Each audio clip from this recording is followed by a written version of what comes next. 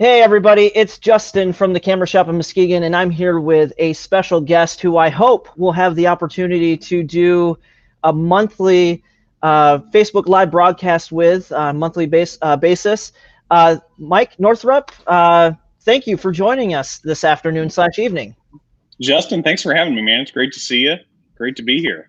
Well, I'm really excited to have you here, Mike. It's the first time. We love to do these broadcasts for our customers and for our camera enthusiasts out there.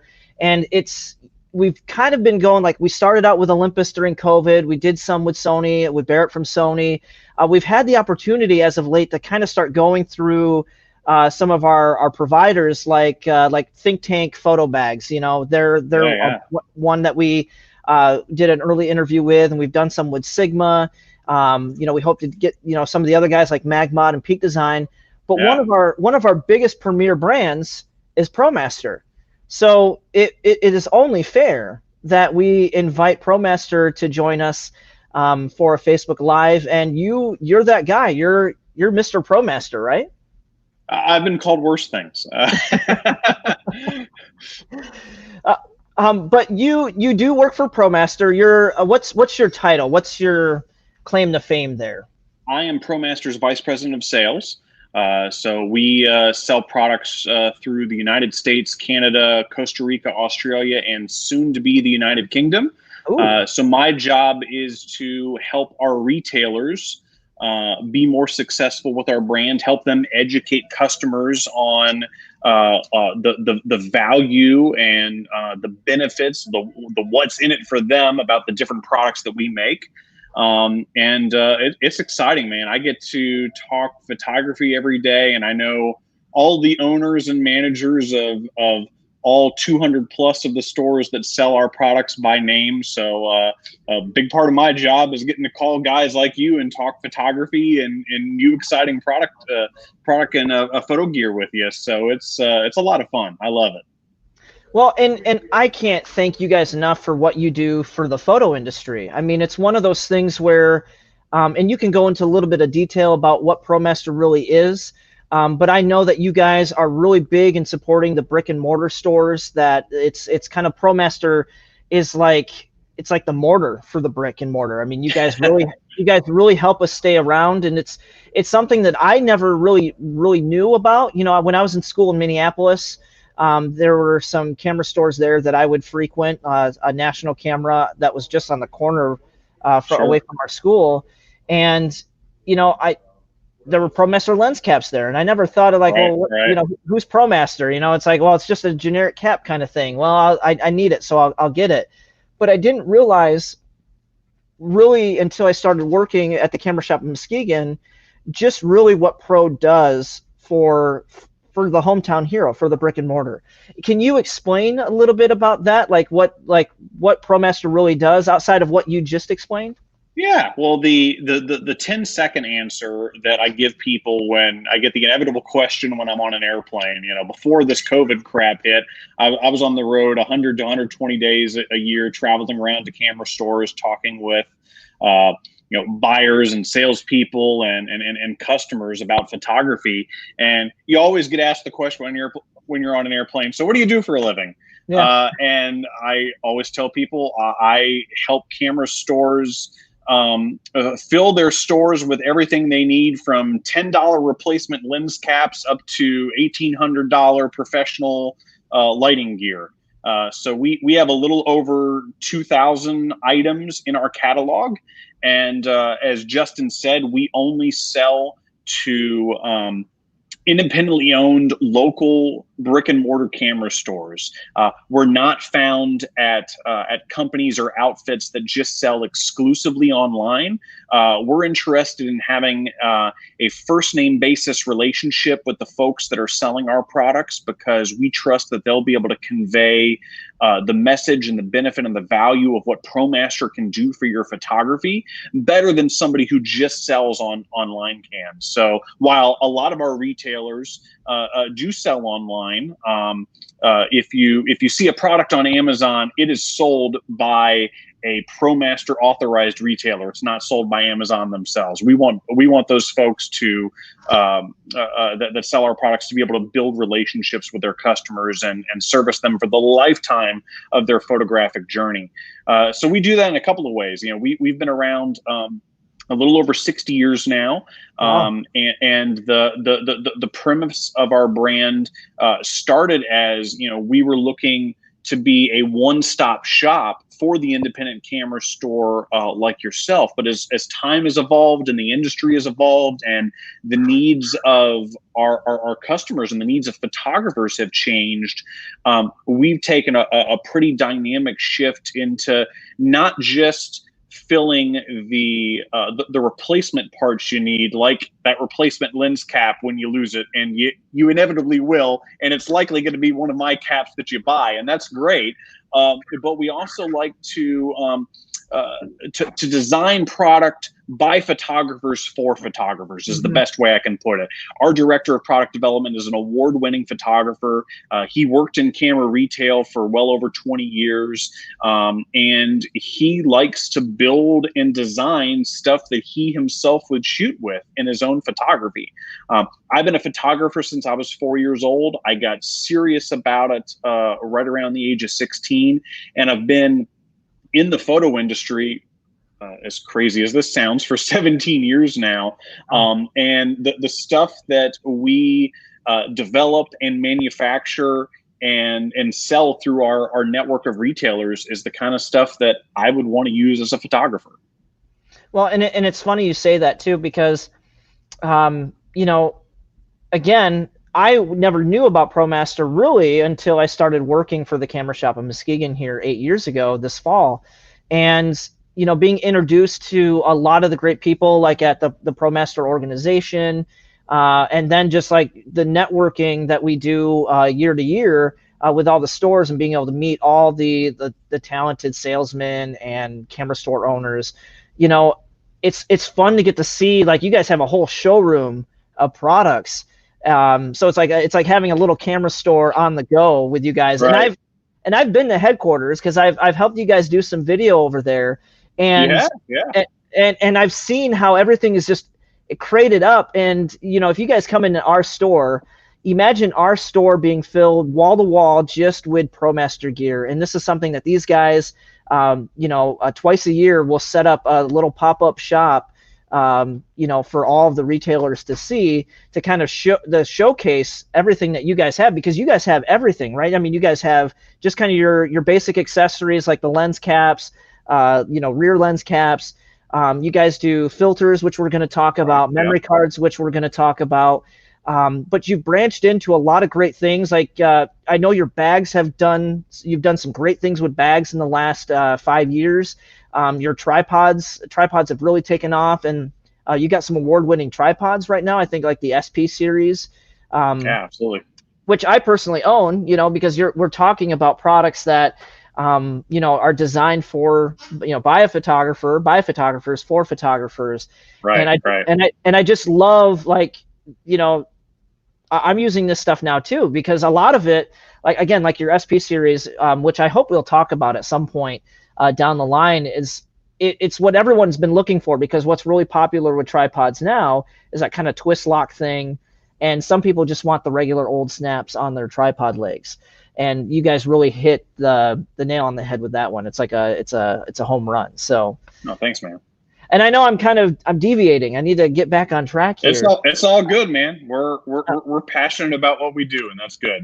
Well, and that's a fair point. It's just, I love what I do here. I love that what you guys do for us, because if it weren't for ProMaster, you know, it would be hard to kind of maintain that competitive business environment, you know, with being able to do business online against some of these bigger retailers. And you guys really help us to do that. And I just want to say, for anyone who's tuning in right now, if you guys are tuning in and you have any questions for Mike, or about ProMaster brand, or anything that we end up talking about, we're more than happy to cover that. So real quick, Mike, you've kind of already touched on it a little bit. How how did you get started? Because you work for ProMaster, you're the vice president of sales, but Right. how did you get started in the photo industry? What's kind of your background? I know you have some images of your previous work. I don't know if you need, feel the need to share that, but you're welcome to. But I just want people to get to know you as an individual before we kind of hit on some of the finer points of what we're here to talk about. Yeah, absolutely, man. So I kind of fell into, as I said, I was a photographer as a hobby from the age of 4, which is when my mom got me my first camera. And it became an obsession when I was 16 because I was working at a drugstore and one day kind of got thrown into the photo lab because they were short staffed. And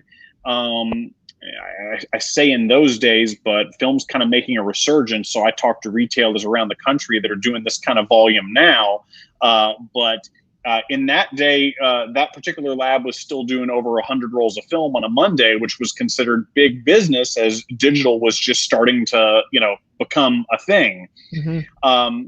So I kind of fell head over heels with the process, and I had a really great manager who mentored me, who was just old school and knew photography and knew the lab side of the business inside and out, and taught me everything that I needed to know to succeed in that role. And that kind of took the casual hobby that I had always had as a photographer and lit a spark under me, really.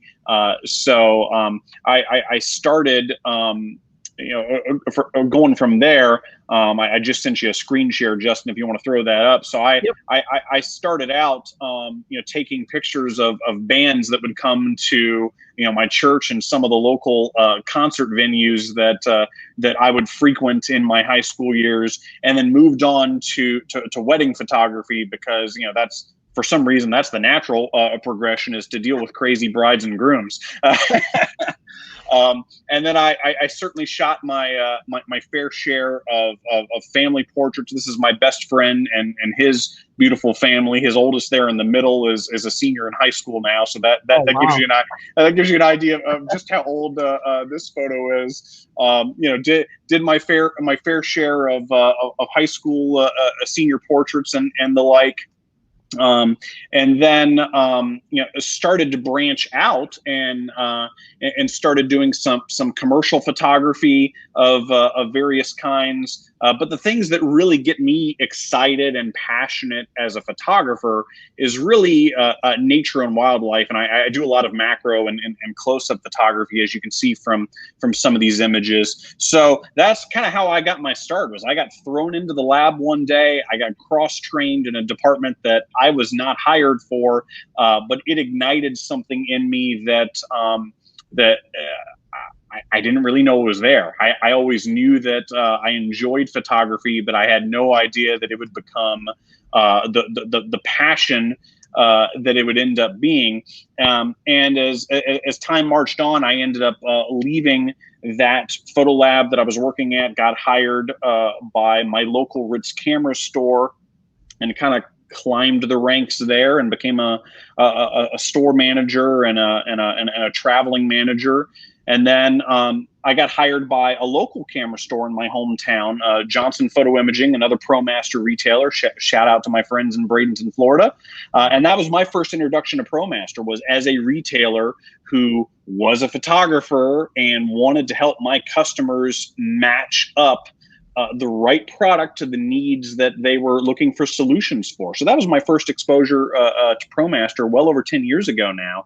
And then I ended up leaving that store and moving over to another store where I served as the general manager and buyer for a while. Again, another ProMaster retailer.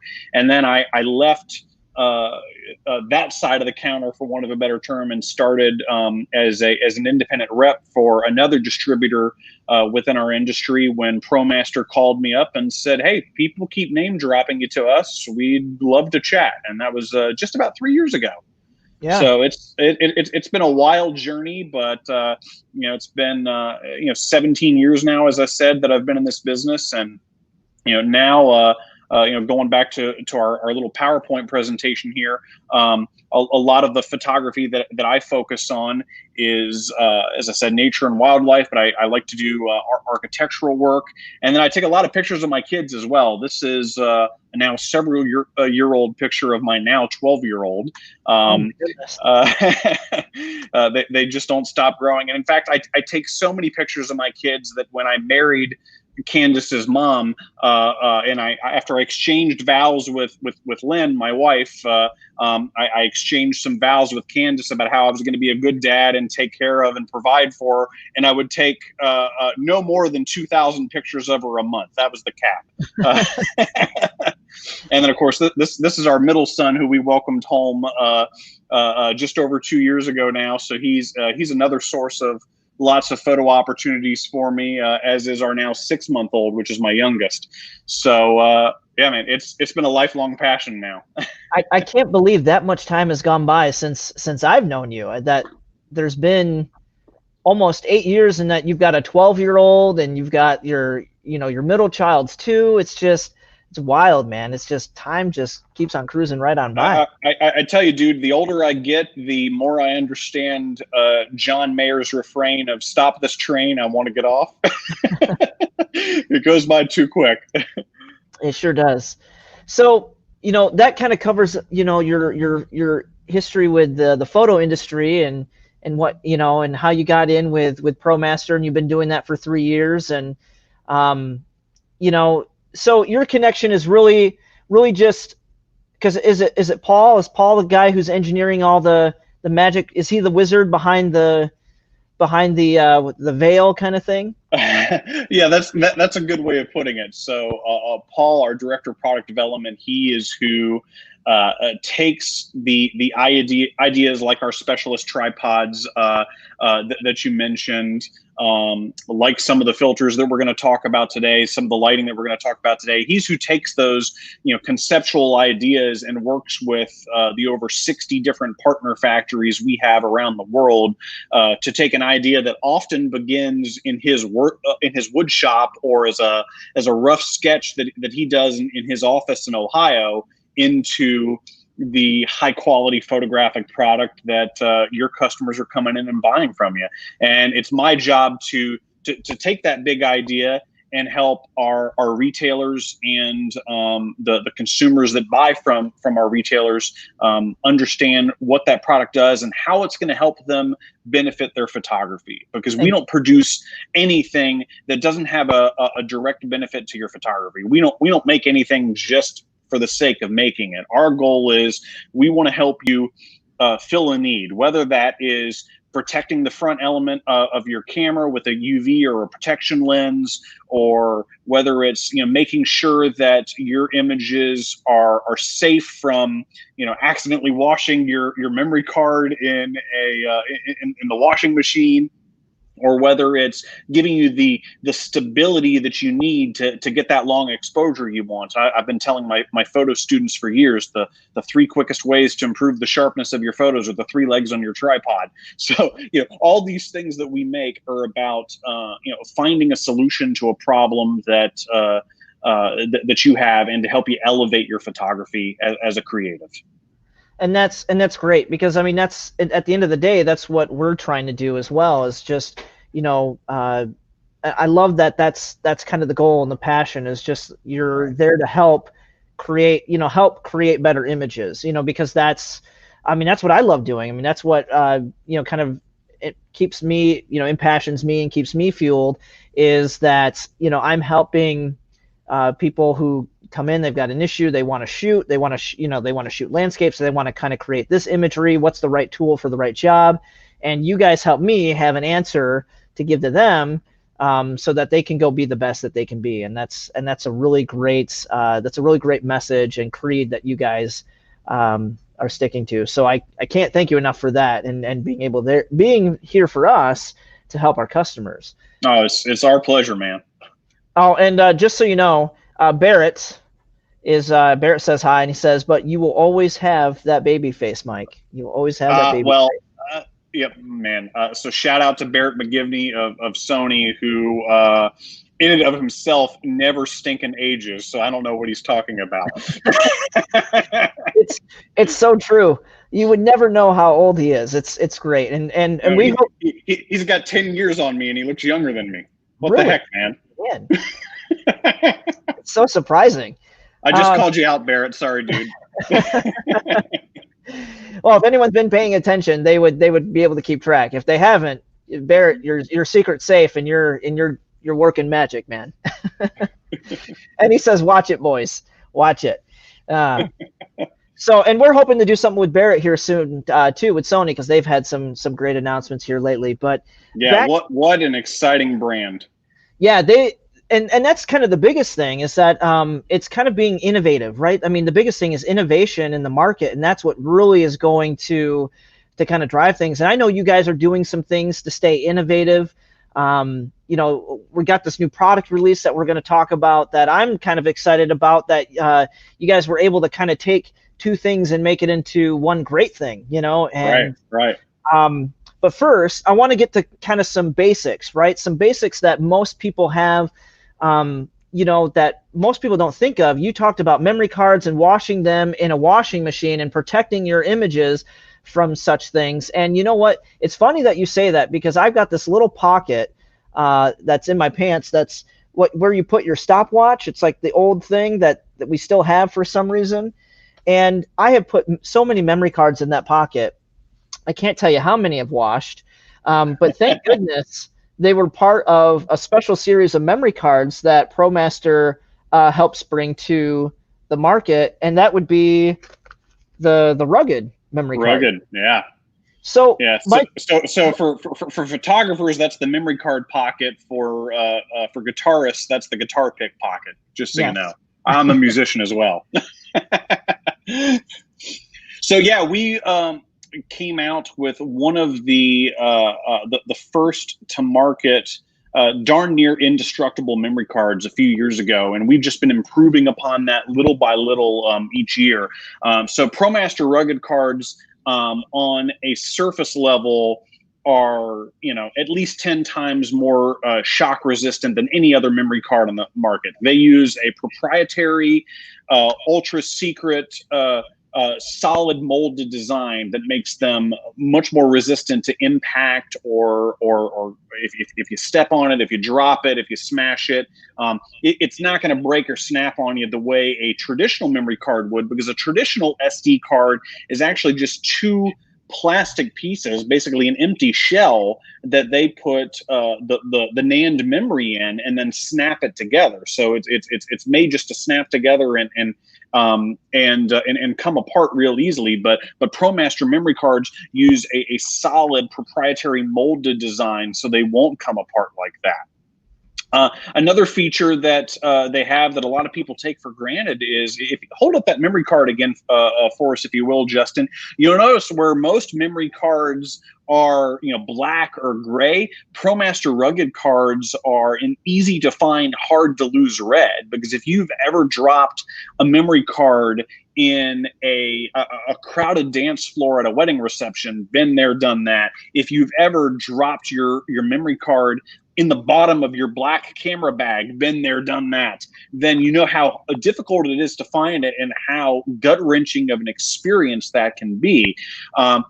On top of that, they're, you know, waterproof for up to 72 hours. So even if I, you know, wash them in my washing machine and Lynn finds them when she's folding my jeans up, they're going to be safe.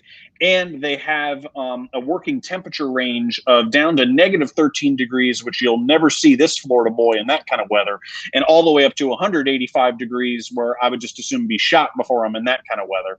And that's -25 and 85 Celsius for those playing the game at home. Yeah, because you guys take care of people overseas, so you're gonna have the Celsius crowd out there. That's right. Yeah.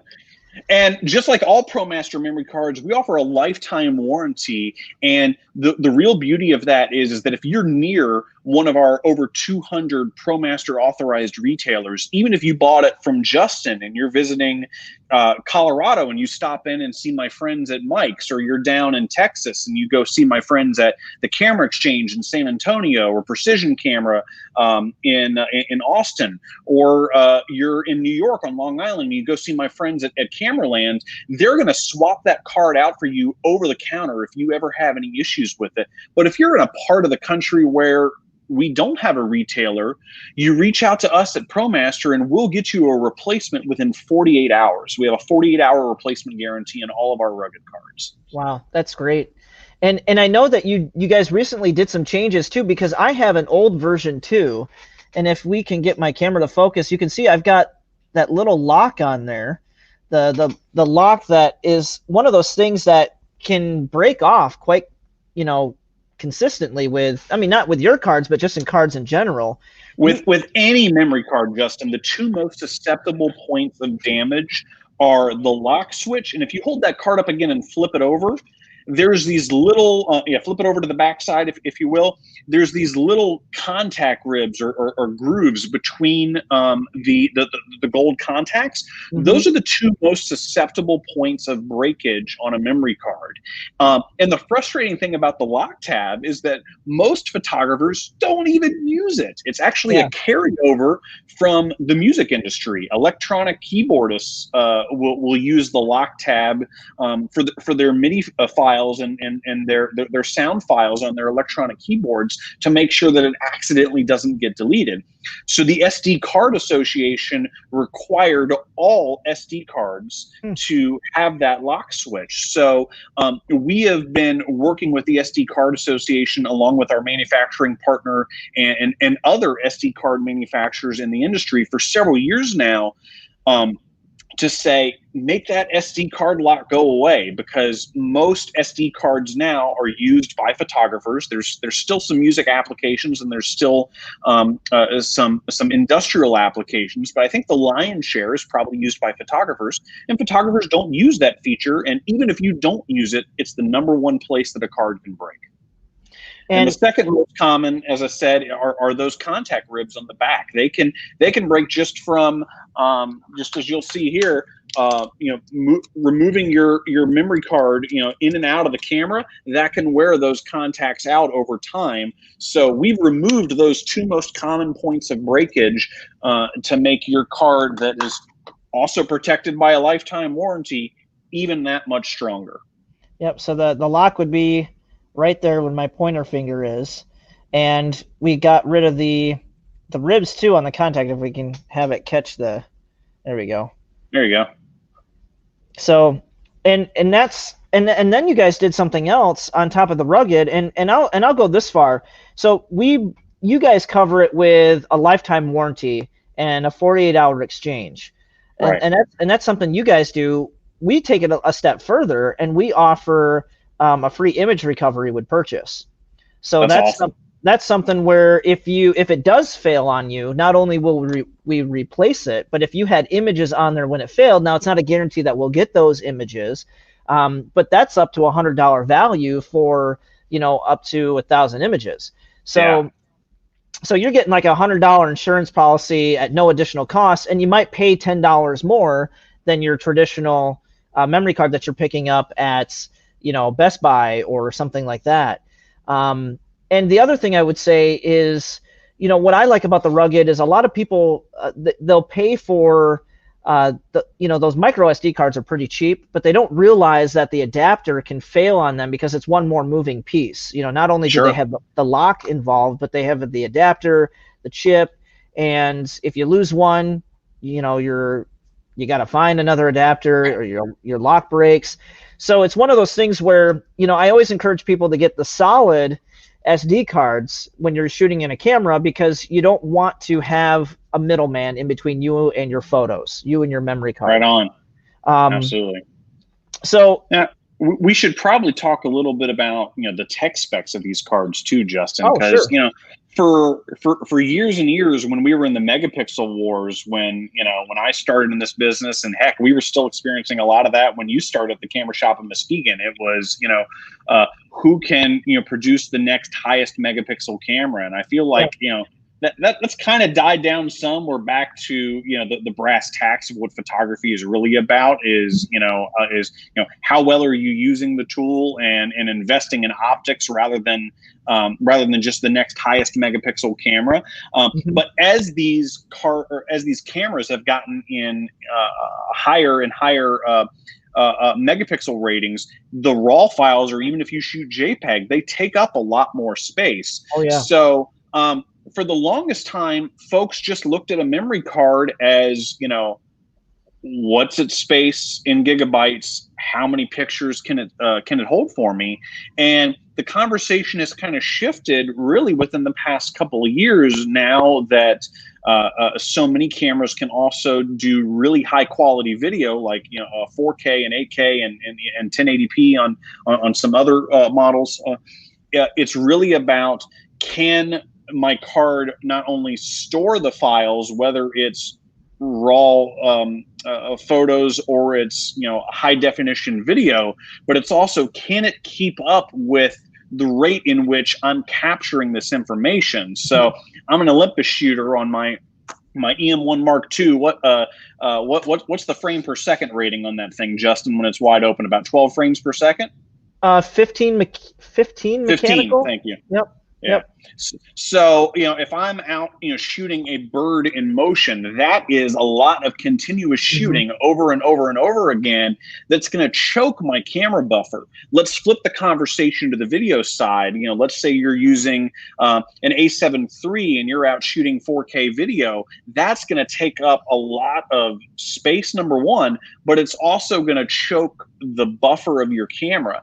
And your camera can only move images or video files from your buffer to that card so fast. So we use an industry standard rating that is monitored and controlled by the SD Card Association, called V ratings, and an acceptable V rating on a memory card for standard usage, snapshots and nature and wildlife and things like that. Maybe not birds in flight, but stationary objects, is going to be V10 to V30 is going to do the trick for you just fine. I actually, even though I'm not a videographer, I put a V90 card in my camera, which is our rugged Cine card, because that's designed to be able to handle those much larger files that a 4K a camera like a Sony A7 that we were talking about is actually gonna produce. So that moves the images from my camera to the card, or my video file if I'm shooting video, that much quicker. And what that V90 means is that that's a minimum sustained velocity of 90 megabytes a second. So what that tells me as a photographer or a videographer, that card's going to be able to keep up with what I'm shooting regardless of my usage case. And that's something. And that's at a minimum, right? Because you guys have a maximum, and you have a maximum speed on those 260 right speed. Yeah, which is excellent. And I know my buddy Kenny, when I shoot weddings with him, he actually chastised me because I was using a UHS one card in one of my cameras, and some UHS 2s in my other ones, in my Sonys. And he says, don't ever give me a UHS 1 card again, because your upload speed with these UHS 2 cards are 300 megabytes per second. Right. So the translation for our folks that are watching this is that if you have a UHS 2 card, which is going to be one of these rugged Cine V90 cards as an example, if you pop that into a UHS 2 compatible reader and then pop that into your computer, you're going to be transferring at 300 megabytes a second. So your time from capture to download to begin your editing and begin your raw workflow is so much quicker than if you're just using a standard UHS 1 card that's going to, maybe top out at somewhere between, 150 and 175, depending on the card. Yeah.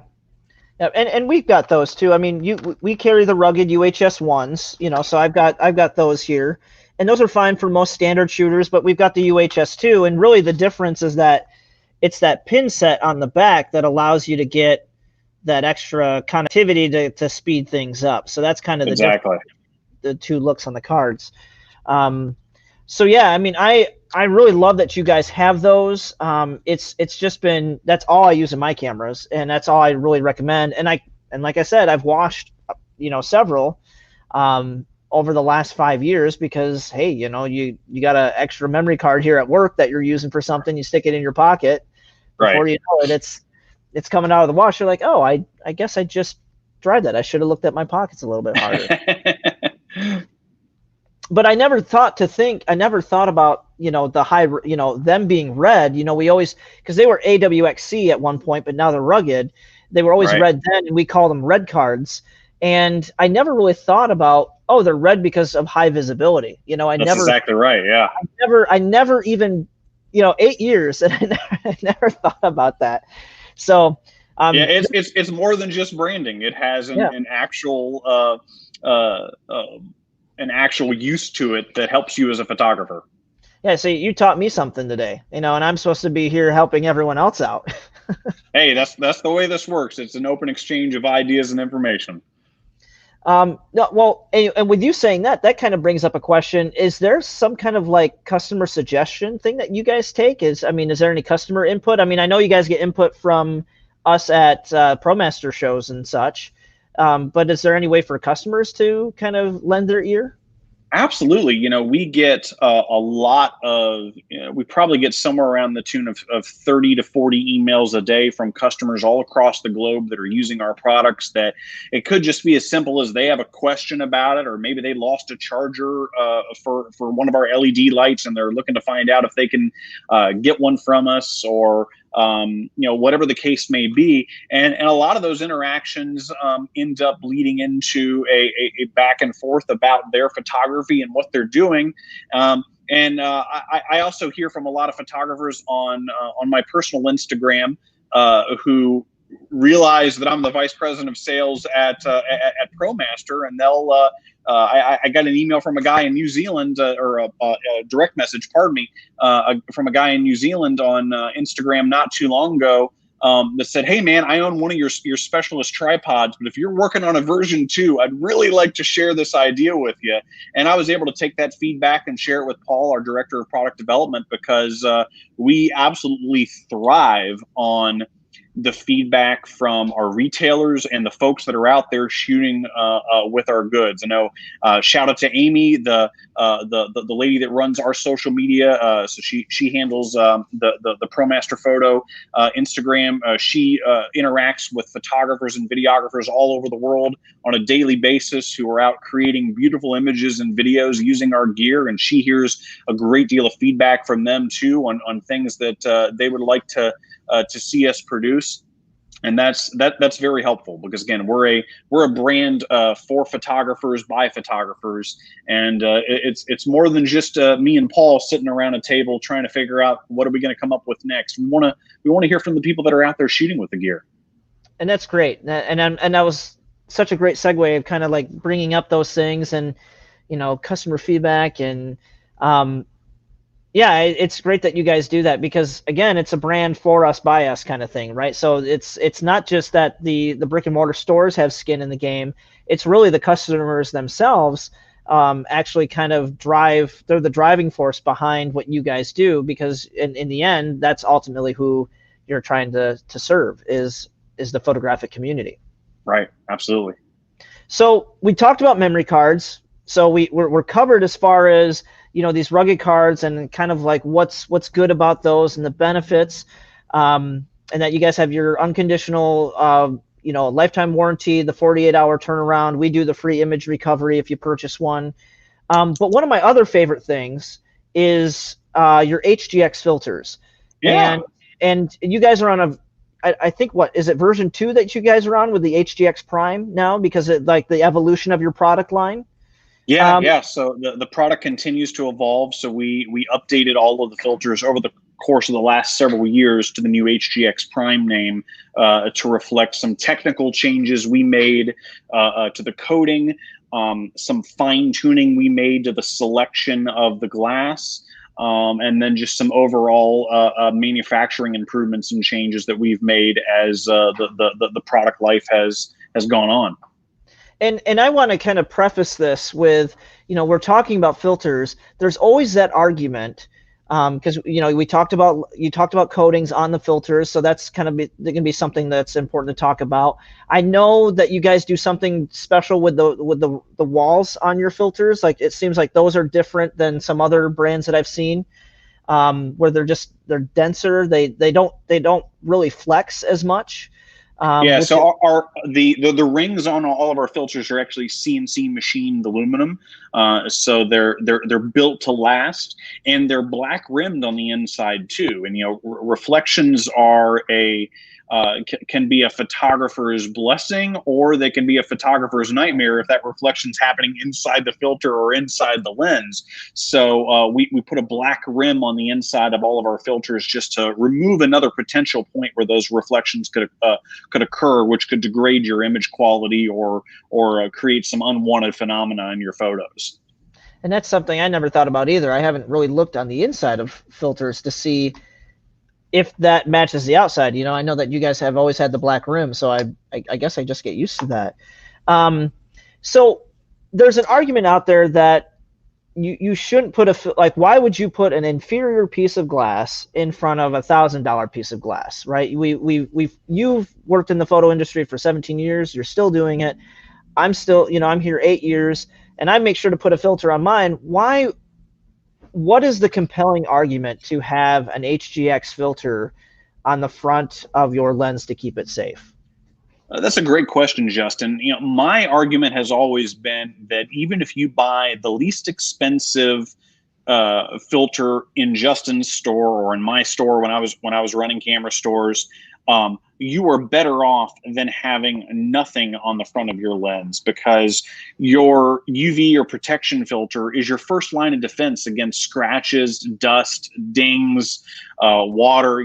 I started my photography career, as I said, shooting concerts, and some of these were some pretty raucous metal shows, and it wasn't uncommon to get an elbow straight into the lens. So had I not had a filter on the front of my lens, there have been several times where my lens would have paid the price, and ultimately I would have as well, because I would have ended up having to shell out for an expensive repair or for a replacement lens. So at the base level, a UV or protection filter is just that. It is your protection against life's oops moments. And you guys have some special coatings on there as well. So, I mean, I know like the earlier versions, I think it was like 16 to 18 layers of multi-coating on there. I think you guys have since increased that. What do the multi-coatings do? And I also something that's important is that you guys make your filters in Japan as well, which I know, having your filters made closest to the glass foundries in the world, like Japan and Germany, you're getting really high quality glass. What can you tell us about that? Sure. So we actually make 3 different grades of filters. We have a standard, we have a digital HD, and then we have HDX Prime, which is our flagship premium collection. And within those filters, we source the highest quality available glass for the tool. We don't use the same type of glass from filter to filter. So for example, we don't use the same glass in our UV filters as we do our straight protection filters or our circular polarizers or our neutral density filters. We source the right glass for the job, because your images are worth having the best tool matched for them. So depending on the filter you purchase, let's just stick with protection and UV filters for the sake of argument for a minute. Those actually have 22 multi-coatings on them. And the reason those multi-coatings are important is that they're anti-reflection coatings. So they're going to minimize internal reflections inside the camera. They're going to allow for a sharper, crisper image, but you're also matching the optical quality of your lens then. And, I get asked the question sometimes, Mike, I've got a $200, kit lens. Does it make sense for me to have a filter that is half the cost of my lens? Well, my answer to that is that your system is only as good as the weakest component in the system. So do you want to downgrade your image quality, or do you want to ensure that your image quality remains consistent? So that's why, regardless of whether you're in entry level glass, you're just starting out in photography, or whether you're invested in some high end Tamron or Sigma or Canon or Olympus glass, it makes all the sense in the world to get the maximum number of coatings that you can afford, and that's HDX Prime. Well, and then you guys have a special coating on there as well that I can illustrate. What can you tell us about that? Yeah, so our Repelamax coating is a proprietary coating that resists moisture, fingerprints, dust, and grime. All multi-coated filters share one thing in common, and that's that they produce a great image, but they are ridiculously difficult to get clean because of those multi-coatings. So this Repelamax coating actually makes the filter stupidly easy to get clean. If you spray some water on it, it's going to bead right off. Justin, do you have a filter and a Sharpie handy? Let's have some fun. I do, and this is, when I first saw this, when someone, I don't know if it was you or somebody did this demonstration, I thought it was the coolest thing. So this is just a standard filter, and I just want to see if the reflections kind of change here a little bit. If the reflections are reduced, yeah, see how reduced the reflections are? The HDX is in my right hand here. Yeah, and that's pretty telling. And you can see the reflections in the left one more so than in the right one, and that's because the right one has those the 22 multi-coatings, and this one is just a pane glass filter that you can get for $20-30. So this is the Sharpie King right here. Like, if I can catch that, Sharpie King right there, the big one. Standard filter. All right, HDX. This is the Repelamax coating, Mike, that we've got. That's the Repelamax 2 coating. Yep. I just love watching that happen. and I can't. You guys can see that it's beaded up on the filter. Now I have let this dry. I've let them dry for like 5 minutes. I've taken dry tissue paper and just wiped them clean after it's been on there dry. And when it's wet, it's really easy to get off because I'm gonna grab a paper towel here real quick, so you guys can see this. I'm just gonna wipe this here,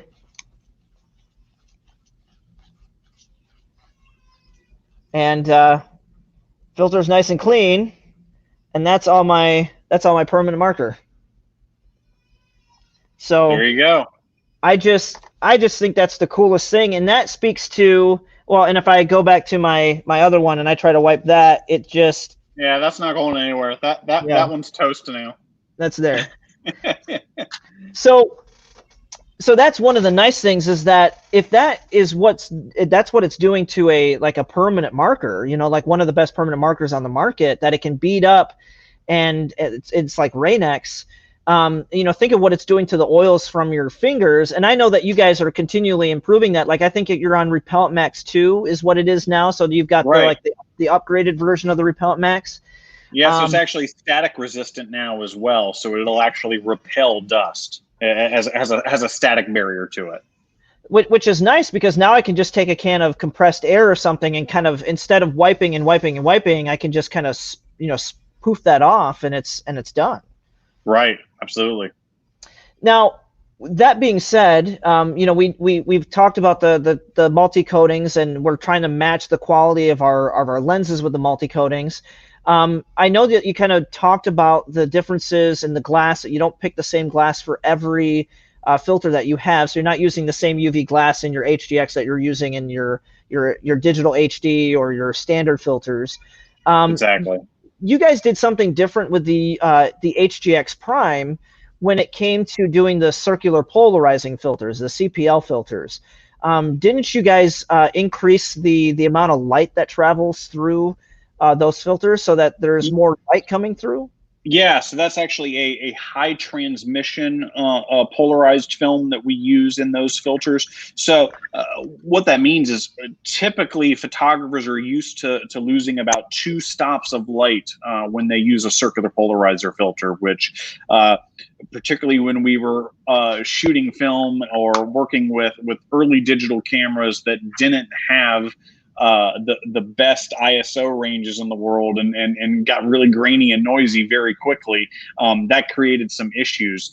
So we have actually improved our circular polarizer to where it's high transmission. You only lose about 1 1/3 stop of light when you use that filter. So it's easier for you to autofocus, and it's easier for you to be able to pick the ISO, shutter speed, and aperture combo that you want to use. And what's kind of the standard? What is the industry at? If you guys are doing 1/3 of a stop of light, do you have one 1 1/3? Excuse me, I might have 1 misspoke. 1/3? Okay. So do you know what the competition is at? Have you been able to measure it against them? Most of the competition is at 2 stops, which that's been the industry standard for years. So 2 stops, and you're at that 1/3 of a stop. So that means that, if I'm shooting at 1.8, or I'm shooting at 2.2, right? I can move to 1.8, right? Or I'm getting it lost into my head, but I'm trying to see that 2/3 of a stop, right? Of being able to move, right? That wiggle room. Two clicks of the camera wheel the other direction. Yeah, something like that. As long as you have your camera set up for 1/3 of a stop increments.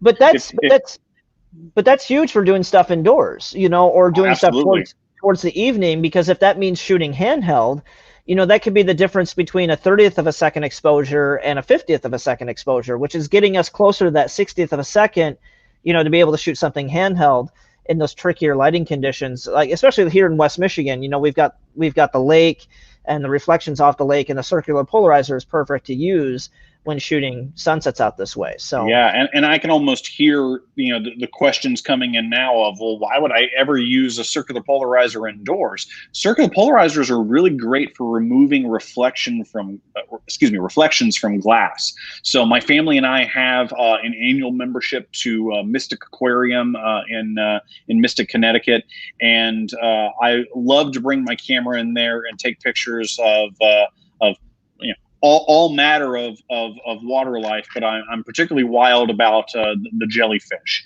And if I want to get the ambient light reflections out of that glass that I'm shooting against, I'll pop my polarizer on, twist it until I get those reflections removed, and it looks like the glass isn't there. It looks like I'm underwater with that fish capturing that image.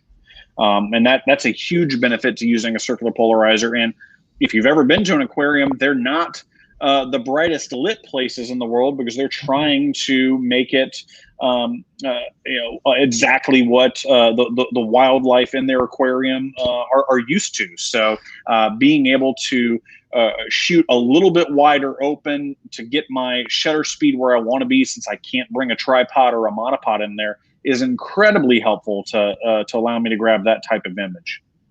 And I would say that it's also great for, most people don't think about this, but leaves are reflective. Like, I had to think, like, why do leaves in the fall, like when I use a circular polarizer, do the leaves pop more? Or does the foliage, even like green trees, why do the leaves seem to stand out more when I use a polarizer? And then when you think about it, go look at an oak leaf. If you have oak trees, which is pretty prominent here in West Michigan, you will see that there's a reflection to the surface of that oak leaf. And if there's a reflection on that leaf, there's going to be reflection on other leaves. And if you're trying to get the most color out of your fall colors, or you want to get that nice pop of green, the reflection, you can cut the reflection off with a circular polarizer. Exactly. So you get just better, more vibrant photos. Right on. Give me just a second here. I'm trying to pull up a image for you if I can get my computer to cooperate. So I'll be honest with you, Justin. I was resistant to the idea of using a polarizer for years, and that's because when I started my career at Ritz Camera, I bought with my whopping 10% off employee discount the cheapest circular polarizer on God's green earth. And I had a very frustrating experience using it. And when I say frustrating experience, I mean, I would get a couple of crappy images, I would get ticked off, and I would throw it back in my camera bag because it wasn't doing for me what I wanted and needed it to do. So I was fortunate enough that when I started at Johnson Photo Imaging after leaving Ritz, who was a ProMaster retailer, I bought what was at the time a ProMaster HG or digital HGX filter. We're now a couple of renditions out. And the first time I went out and used this filter, so if you throw the image up there, so this is an old rusted out rail car in Sarasota, Florida, and I went out and I took this image without a filter, and I was a little disappointed because I wasn't quite getting the level of contrast and saturation out of this beautiful, rugged, rusted out rail car that I wanted. I was losing a lot of detail in my blue sky. Some of this grass and overgrowth that had some real beautiful amber and green colors to it. It didn't have the punch that I wanted.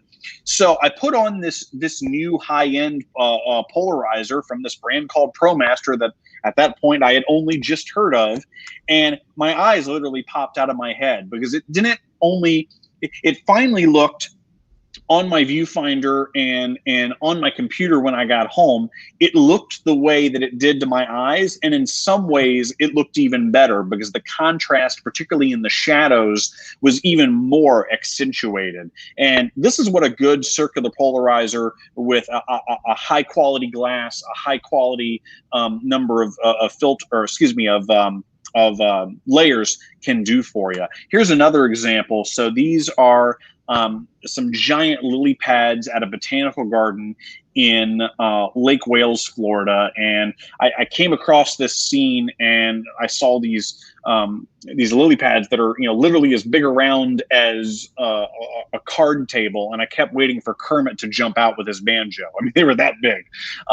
And I set up my image on a tripod. I was using a Tamron 10-24 lens that day, and I took this shot without a polarizer, but this time I did it on purpose because I knew at some point this would be a teachable moment for a future photographer that I would be working with.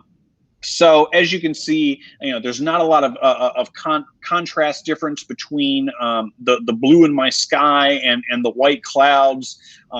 The green of the palm trees and the trees and foliage around there looks a little muted. But once I put a polarizer on there, everything just really popped, and I got my contrast back. I got my color saturation back, and that was the end result as a photographer that I was looking to create. So then all I had to worry about is, okay, now I've got the color and the saturation I want. Now I can focus on composition, and I can focus on, how else do I want to control the image? And in a landscape image like this, the most important thing for me to control is my depth of field. And I wanted, the bumps on the rock in front of me all the way to the last leaf on the far furthest palm tree to be in focus. So I ratcheted to f/22 and I took the shot, and this was my winner. This is what I got, but I could not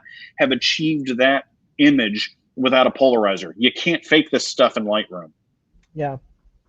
It's and if it is, it's a lot of work, and that's the biggest thing. It's like it's about saving time. And one of the things I was taught in school, by my instructors, is to do it in camera first, because you do it in camera first, you're going to save that time, and time is money, right? So right. I mean, so nature and wildlife photography might be my passion, and architectural photography might be a passion, and I take a lot of pictures of my kids because I've got 3 growing kids, but I still think like a commercial photographer. I still think like a guy that's, is hired by a wire and insulation company to take images of their entire catalog and make it look good for their website.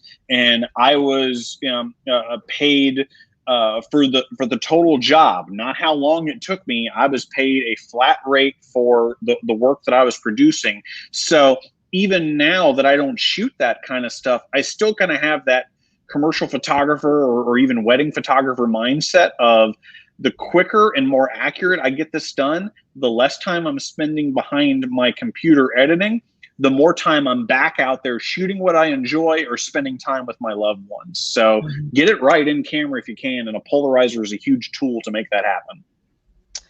Now, real quick before we move on to one of our new exciting product announcements from ProMaster, there's just a couple other filters that you guys have been working with that we haven't touched on, that I don't typically stock in the store, but I have purchased for myself, that I'm happy to special order for people, and we're going to get a nice display here in the store from ProMaster here at some point. Yeah. Which is it. I've seen the preliminary stuff. It's really fancy, and I'm really excited to see it. And I think it's going to do a great job in helping illustrate the importance of neutral density filters. But that's kind of the thing is you guys also do neutral density filters, and you have the new square filters, right? Yeah, that's right. So there's primarily two types of neutral density filters. You have the screw-in variety, and then there's also what we call square or drop-in filters that go into a filter holder. And which one you choose is really up to you as a photographer. I like to use drop-in filters because they're easier to stack and they're quicker to remove. So rather than having to sit there and unscrew that filter, I just drop it into the holder. The holder holds it in place. I get my image, I pull it out, and I'm able to move on. And particularly when you're using a really dark filter like the one on the left here, that's an IRD 1000. So that is removing 10 stops of light from coming in and hitting my sensor. It can be hard for some cameras in certain lighting situations to focus through that. I once heard a friend quip that it was kind of like trying to shoot through welder's goggles. So being able to quickly drop them in and out allows you to get your composition, lock focus, and then put the filter back on so you can get the exposure that you want. So these are called fixed neutral density filters. So they stop a certain amount of light from coming through. Variable neutral density filters are a utility player that allows you to right from the front of the filter by adjusting it on the ring, choose how much light you want to limit. And on our HDX Prime variable ND filters, you actually have a range from 1.3 to 8 stops of light that you can limit. The benefit to this is convenience. You have one tool that can cover a wide range. The trade-offs is that you lose just a little bit of sharpness, and you are more susceptible to some color fringing and some color cast, and that's just physics. That's by nature of the fact that you have two polarized pieces of glass that you're moving in opposite directions. So if you're aware of that trade-off and you know that going into it, they can be a very valuable tool. But if you want to maximize your sharpness and the accuracy of your color, a fixed neutral density filter is a good way to go. So why do we use ND filters? These are not my images. These next two I'm going to show you, but I grabbed these off the internet somewhere, but this is a perfect example for you. Here we are looking at water rushing in over some rocks. And as a photographer, you're the artist. So you have the option to choose how you want this scene to be presented. I can choose as a photographer to either freeze the motion, as you see in this example image, where if we were to zoom in to 300%, you could almost capture every single droplet of water that is crashing over these rocks here.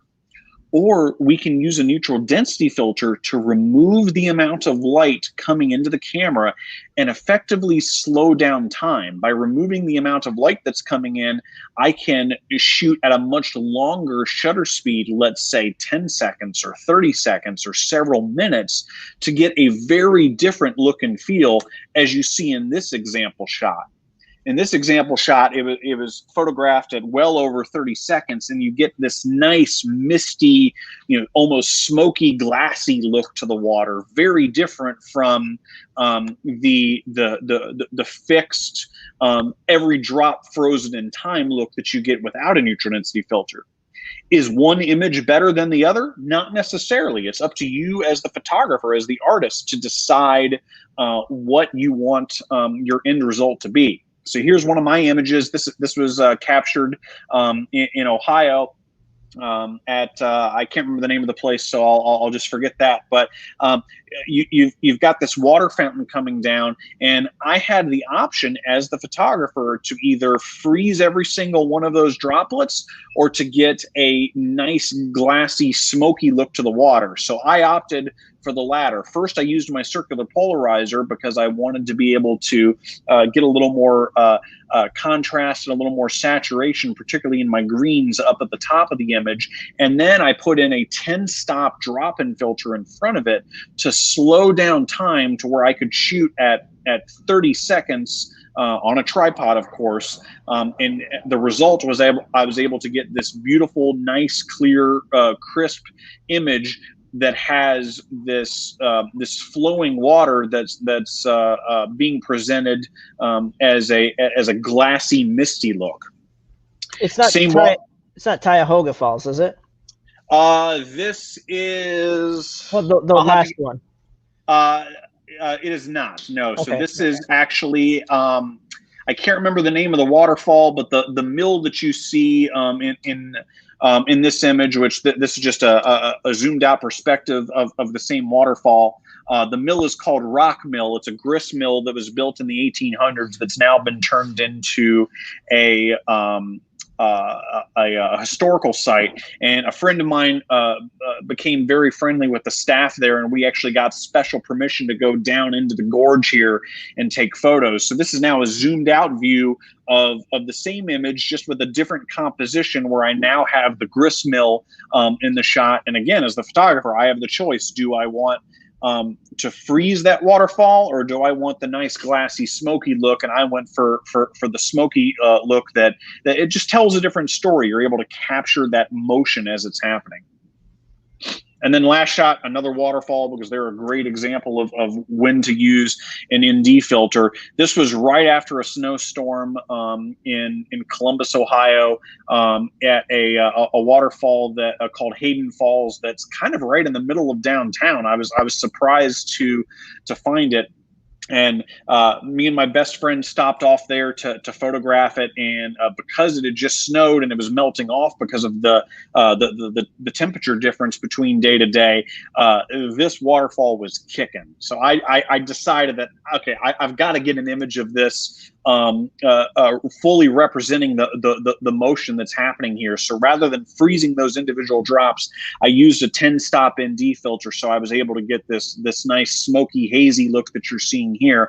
And because I'm on a tripod, I've still got perfect clarity and sharpness both in the rocks in my foreground as well as the rock face that kind of frames up the waterfall perfectly. Very nice. So fine, and we'll have those on display. Have those been shipped out yet, those display pieces, or are those something that they haven't yet, but they'll be available at your store very, very soon. I hope to get the display shipped out next week. Okay. So once we get that, people, I do have some of the extra ND filters here, but you guys are using, is it not H and K, or who's the filter holder that you guys are using, the magnetic filters? So we use H and Y filter holders. Yes, we looked at producing a ProMaster filter holder, and we decided not to, for the simple fact that when we tested all of the other ones out on the market, we liked H&Y as the best. And yeah, they make filters too, but what they're really known for is their filter holder. And the secret sauce there is that it's a magnetic frame that you build around your drop-in filter. So rather than having to push it into a drop-in frame, it just sticks right to the front of that frame, and you can stack other filters on top of it. So it is super simple to use. Pretty ingenious, and I'm glad that you guys carry that. And I've got a couple of customers who are utilizing that system, and man, it's a fantastic way to do it. And it even still somehow clicks up and down, even though you're stacked on top of it. It's really interesting. It's good stuff. And finally, Mike, the drum roll for, they want me to share this picture here real quick. Let's talk grad ND filters real quick, because that's the last kind we talked about, or that we need to talk about. So graduated ND filters are a completely different animal in that they're darker at the top, lighter at the bottom in most cases, and they're designed for occasions where your exposure, usually at the top where your sky is a lot brighter than what your foreground is. So here's an example image without a graduated ND filter of that same mill, rock mill in Lithopolis, Ohio. You can't see it because the shot is the sky is relatively blown out because the camera I was using. Yeah, and the camera I was using at the time didn't have a great dynamic range, so I didn't have a lot of room to work with. So I exposed for the building because it was the building that I wanted to really be the focal point of the image. And you couldn't have asked for much nicer of a building to meter off of, because the dang thing was almost spot on 18% gray. So I metered off of the building, but as you can see, because my camera's dynamic range is somewhat limited, I was losing detail down at the bottom where the mill was, and I was losing all the detail in the sky. So first solution, I put in a circular polarizer. So that allowed me to remove some of the highlights that I was getting from the metal shingles that you see there at the bottom of the mill house. And then it was also able to increase my saturation and contrast and make my sky a little bit punchier. But I still had the problem of my sky being several stops brighter than my foreground, and I wanted both the sky and my foreground to be in perfect sync. Now, I could have done this as HDR, but once that mill wheel starts spinning, I don't want to be taking multiple images and stacking them together, because I'm going to get ghosting, right? So instead, I used a graduated neutral density filter where it's 2.5 stops darker at the top than it is at the bottom.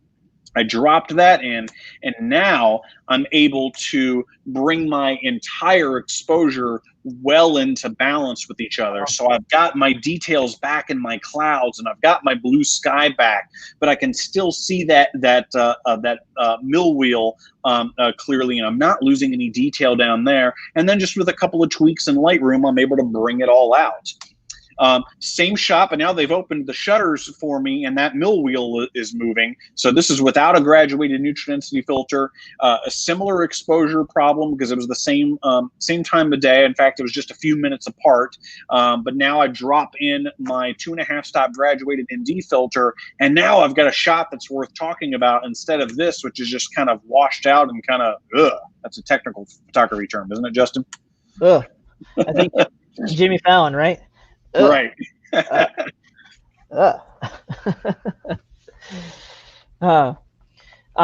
So I thank you for showing those examples, and those are something like, again, folks, if I don't have it in the store, we can special order it. ProMaster, Mike told me earlier today that it's what, Mike, roughly 3 days to get to us if we do a special order?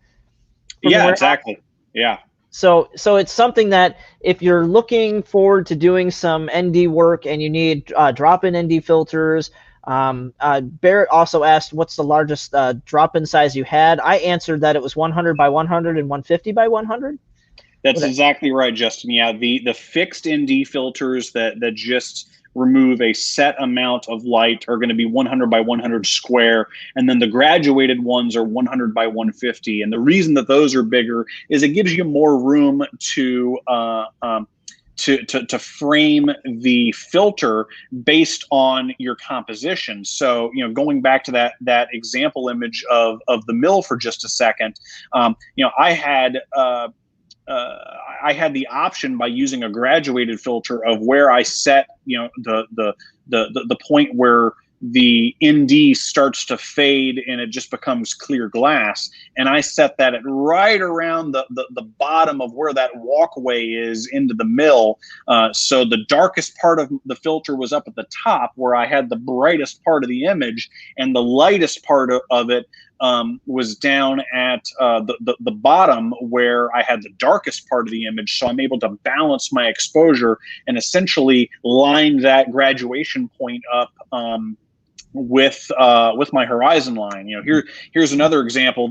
This image by any stretch of the imagination is what we would consider a turd in the photographic world. There's not a lot going on here. You've got well, you can't tell, but you've got some beautiful foliage there that you can't see because of how this image is exposed. And that's because, again, I was using a camera with a very limited dynamic range, and it couldn't handle the contrast of the clouds with these bright rays of light coming through and the darker foreground. So initially, when I exposed this and I experimented and tried different things, this is what I kept coming out with. But when I used a graduated ND filter, and I used one called a hard grad ND, where it has a very clear defined horizon line, where you get a very clean break from the dark part of the filter to the light part of the filter, I was then able to balance out the image to where I had a much more attractive photograph. So that's why those graduated filters are bigger, is it gives you more flexibility as a photographer to choose where your horizon point is. Excellent. Yeah, and that's important. So that makes sense. But I can still stack my 100 by 100s on top of my 150 by 100s, right? You know. Absolutely, man. So the biggest thing, and I know we're asking you to go a little bit over time here, Mike. So we'll try to make this as quick as it can be. But that's okay. I've got a short commute today. I'm just 8 steps up from my basement. So that's good that we're not keeping you from home. So you guys have this new product. I'm kind of excited to use it because during COVID-19, one of the biggest things has been having to do something like we're doing right now. We're doing a Facebook Live. Both you and I are using LED lights to light our scenes. I'm using, you probably know it's an LED 1000. It's the bicolor. Yeah.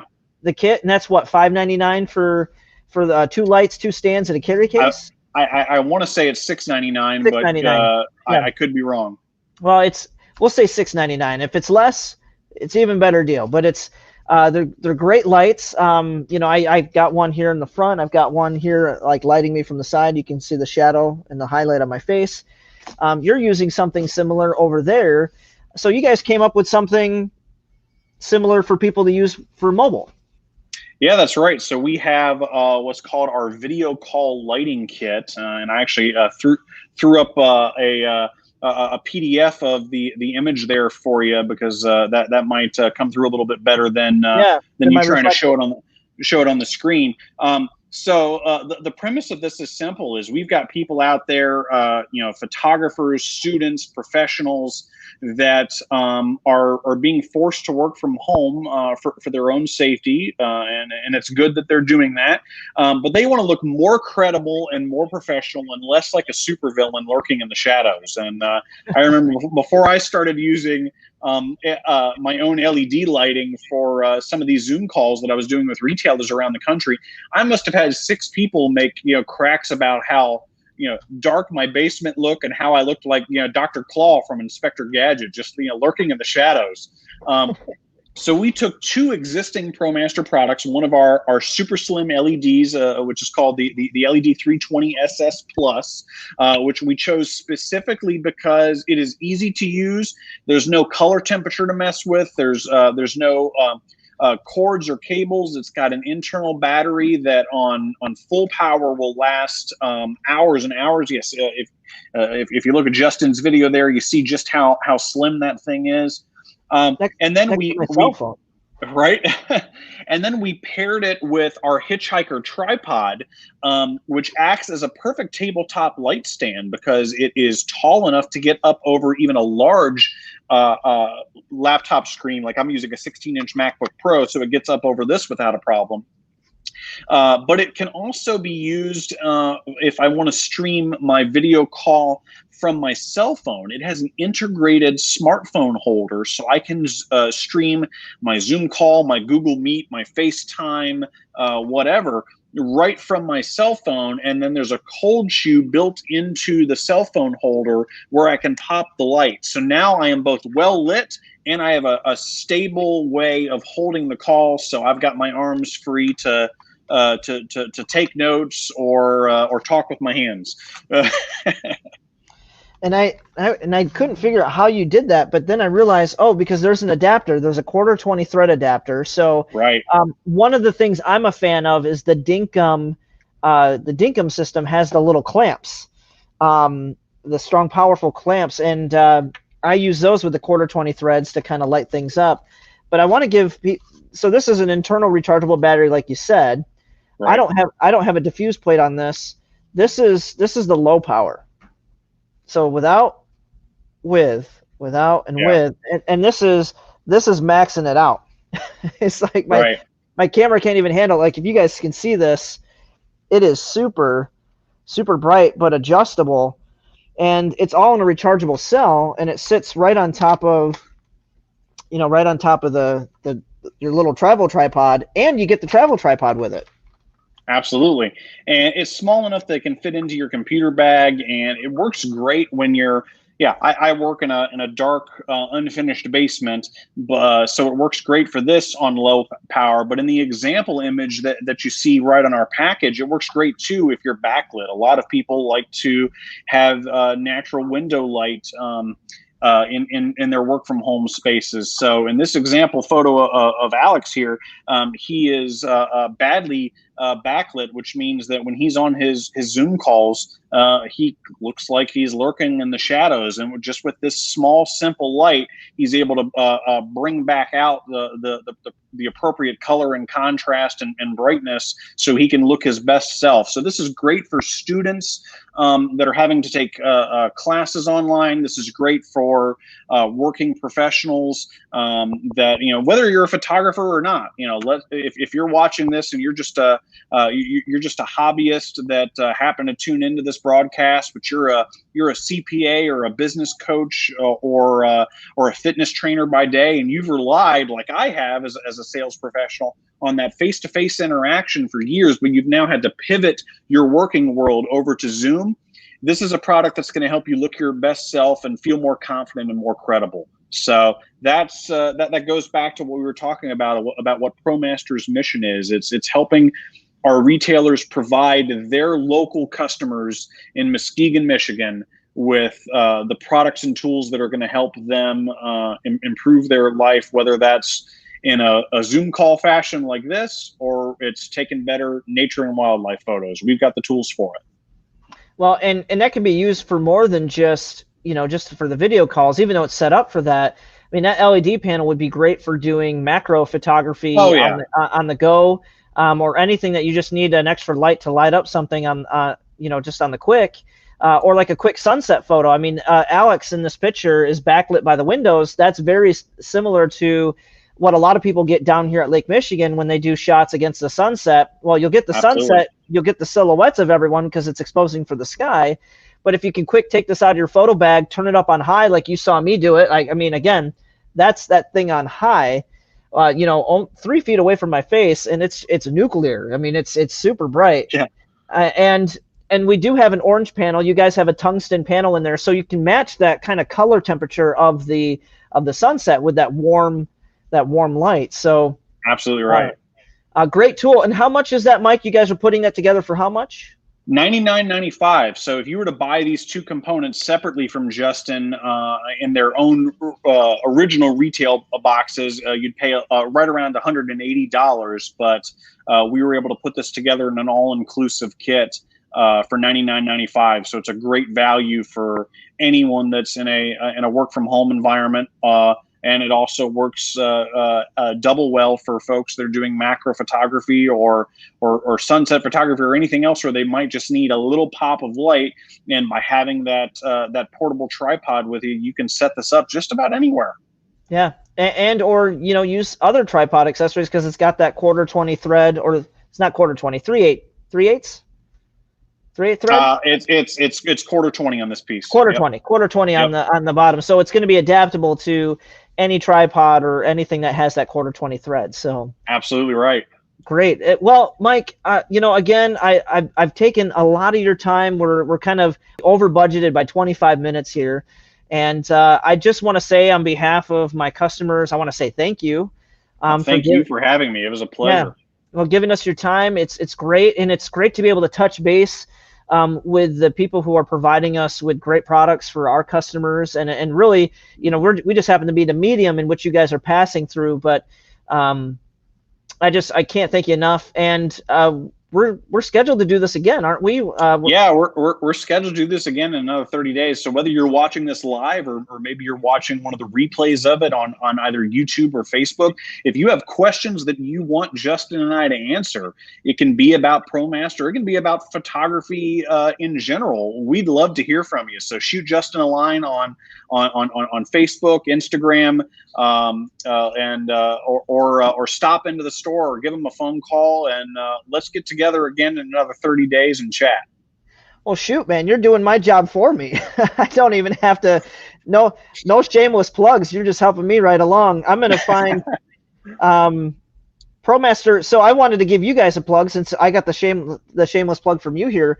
We would love to get your guys' questions. So if you have any questions for Mike, whether it's about photography or whether it's about ProMaster Photo and their products or product suggestions, feel free to hit me up with those. Feel free to hit up ProMaster. Their Instagram is ProMaster Photo, so that's ProMasterPhoto. And Amy, who does the Instagram, she shared even some of our local photographers. I know I've been shared a couple times on here. I know we've had some other West Michigan photographers who have had an opportunity for their work to be displayed. So go check that out, people. It's good stuff. Mike's doing good stuff for us, and I can't wait to see what's on the plate for us next time, Mike. And you're welcome to follow me on Instagram too. I don't get a high from followers like some people do. I'm just a simple photographer who's taken cool pictures with ProMaster gear. So if you want to see how I'm using the stuff that I get the great pleasure of selling for a living, go follow me on Instagram at MikeTographer. And that's right on his screen right now, you guys. You can see it on both of our Instagram handles underneath our beautiful faces here. So again, Mike, can't thank you enough. I'll kind of leave it to that, and I hope to see you guys here soon. All right, thanks, Justin. Appreciate you, man.